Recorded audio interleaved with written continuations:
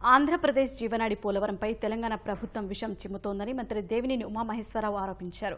పోలవరాన్ని అడ్డుకునేందుకు తెలంగాణ కోర్టులో కేసు వేయడం దారుణమని అన్నారు. పోలవరం కోసం ఇప్పటి వరకు ఖర్చు పెట్టిన 4,341 కోట్ల రూపాయల నిధులు కేంద్రం నుంచి రావాలని దేవినేని అన్నారు. పోలవరాన్ని అడ్డుకుంటున్న వారితో చేతులు కలిపి జగన్ ఆంధ్రుల ఆత్మాభిమానాన్ని దెబ్బతీస్తున్నారని మండిపడ్డారు. పోలవరం ప్రాజెక్టు నిర్మాణానికి తన పూర్తి సమ్మతిని అంగీకారాన్ని తెలియజేసినట్టే అని పరిగణిస్తూ ఈ సెక్షన్ 93 క్లాజ్ ని చట్టంలో క్లాజ్ పెట్టారు.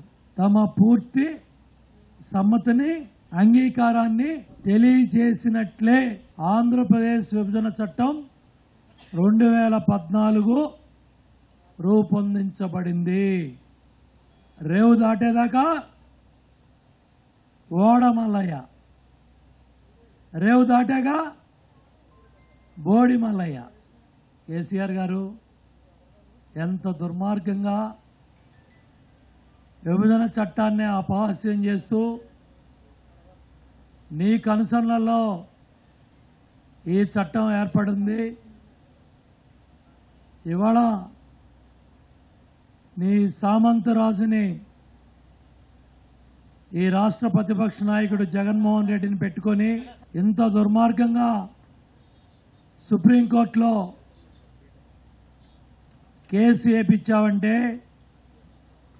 ఒక బాధ్యత గల ముఖ్యమంత్రిగా ఇంత దుర్మార్గంగా మా రాష్ట్ర ప్రయోజనాలను దెబ్బతీస్తూ